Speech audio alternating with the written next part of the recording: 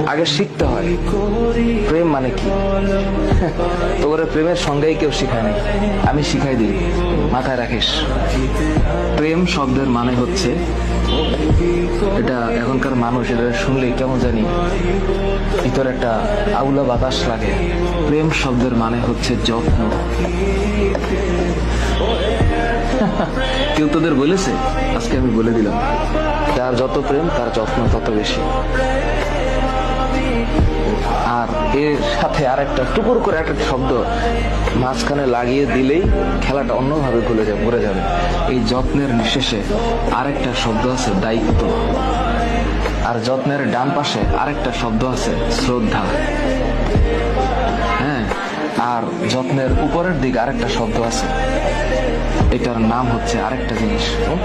এটা মানে এটা এই সত্যতা, এটার নাম হচ্ছে প্রেম।